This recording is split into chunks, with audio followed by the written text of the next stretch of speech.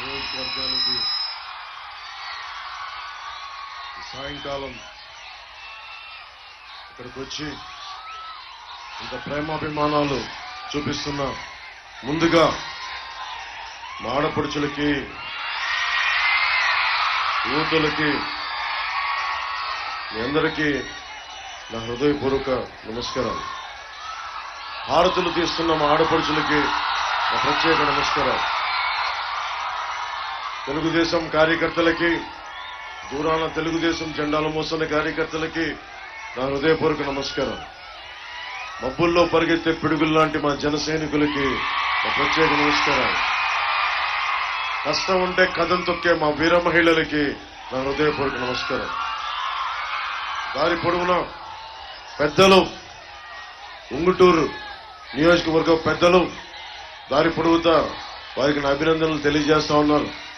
మేడలపైన, మిద్దెలపైన ఉన్న ప్రతి ఒక్కరికి కూడా నా హృదయపూర్వక నమస్కారాలు.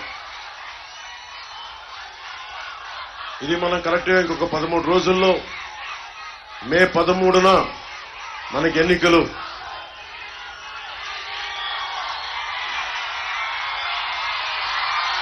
మే 13న ఎన్నికలు. మనకి 5 పార్టీ పెట్టి 2014 నుంచి దశాబ్దంగా యుద్ధం చేస్తున్నాం.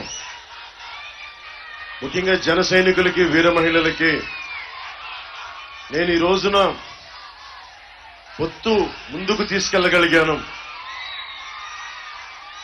మనకున్న ఉంగుటూరు ఎమ్మెల్యే గారు వాసు గారు ఇంకోసారి కావాలా లేదా, ఆయనకి ఎమ్మెల్యేగా ఉండాలా లేదా అనేది వాసు గారు ఎమ్మెల్యేగా కావాలని కోరుకుంటున్నాను. సో వైసీపీ ఓటమి తథ్యం.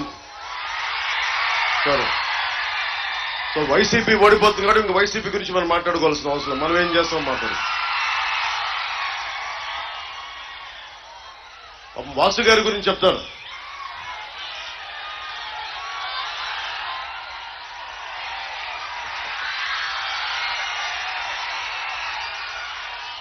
వాసు గారి ఇల్లు నిడమరు మండలం భువనపల్లిలో. ఆయన ఇంటికే దారి ఎంచుకోలేని వ్యక్తి అని చెప్తా ఉన్నా.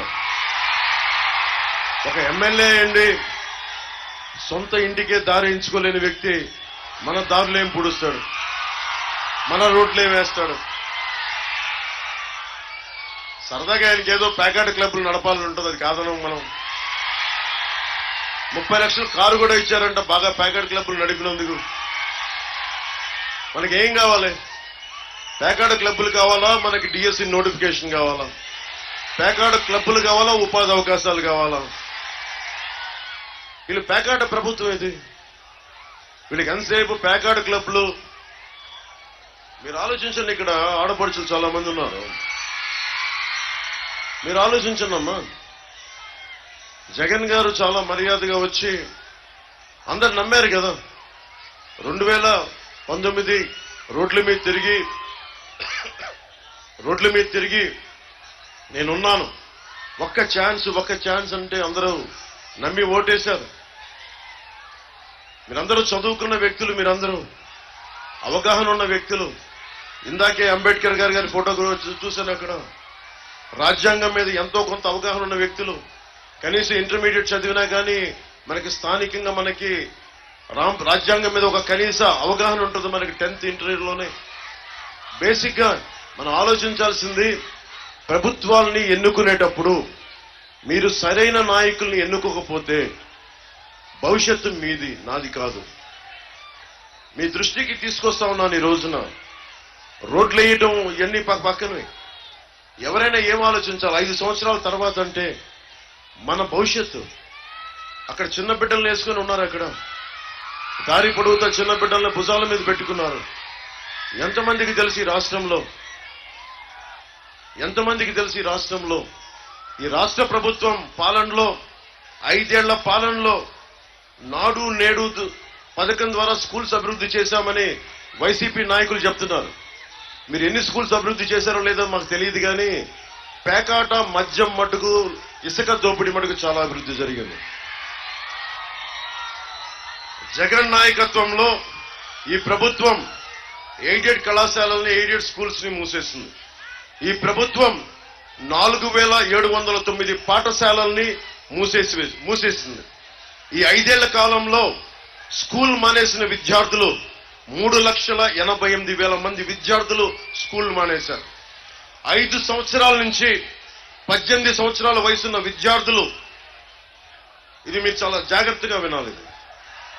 5 సంవత్సరాల నుంచి 18 సంవత్సరాల వయసున్న విద్యార్థులు రాష్ట్రంలోనే ఆంధ్రప్రదేశ్లో ఒకళ్ళు కాదు, ఇద్దరు కాదు, 62,000 మంది విద్యార్థులు చచ్చిపోయారు. ఇది ఎప్పటికీ బయటికి రాదు. 62,000 మంది విద్యార్థులు మృతి చెందారు. 5 సంవత్సరాల నుండి 18 సంవత్సరాల వయసు బిడ్డలు. ఏ రోజు కూడా జగన్ దీని మీద ప్రెస్ మీట్ పెట్టలా. వీరి అనారోగ్య సమస్యలు ఏంటి, పౌష్టికాహారం లోపం వల్ల చనిపోయారా, ఇంకేదైనా ఇతర ఇబ్బందులు ఉన్నాయా అని కనీసం హెల్త్ సర్వే చేయించలేదు. దీని మీద ఒక్క ప్రెస్ మీట్ పెట్టలేదు. చివరికి జగన్ ఎలాంటి స్థాయి వ్యక్తి అంటే పిల్లలకి ఇచ్చే చిక్కీ కవర్ల మీద కూడా 67 కోట్లు దోచేసిన వ్యక్తి. ఎమ్మెల్యే వాసు గారేమో పేకాట క్లబ్లు, జగన్ గారేమో చిక్కీల మీద కూడా 67 కోట్లు దోచేసిన వ్యక్తి. స్కూల్ పిల్లలకి ఇచ్చే నోట్స్ మీద చిన్నప్పుడు నేను కూడా స్కూల్లో చదువుకున్నాం. ఎవరి అట్టలు వేసుకోవడానికి బాగుంటుంది మనకి స్కూల్ అట్టల మీద, స్కూల్ పుస్తకాల మీద ఎవరి అట్టలు ఉంటే ఇన్స్పైరింగ్ ఉంటుంది.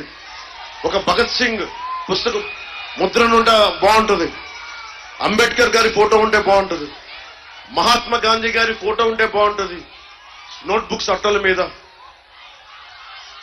అలాంటిది జగన్ ఫోటో ఎందుకు దరిద్రంగా ఉంటది కదా. చిన్నపిల్లలకి ఏం చెప్తున్నావా జగన్ నువ్వు? కాదు, మీరు నవ్వుతున్నారు కదా.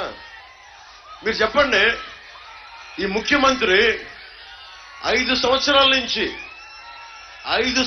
నుంచి బెయిల్ మీద ఉన్న వ్యక్తి. ఇతను 32 కేసులు పైన 39 కేసులు ఉన్న వ్యక్తి 5 సంవత్సరాలు బెయిల్ మీద తిరుగుతా ఉన్నాడు. ఇక్కడున్న మీరు ఒకళ్ళకి పాస్పోర్ట్ కావాలి అంటే, ఏదైనా ఉద్యోగం కావాలంటే పోలీస్ వెరిఫికేషన్ కావాలి. పోలీసులను నియంత్రణ చేసే వ్యక్తి 5 సంవత్సరాలు బెయిల్ మీద ఉన్నాడు. ప్రభుత్వ అధికారులు లంచాలు తీసుకుంటున్నారా లేదా అని చెక్ చేసే ఏసీబీ మీద ఆధిపత్యం చూపించే వ్యక్తి ముఖ్యమంత్రి.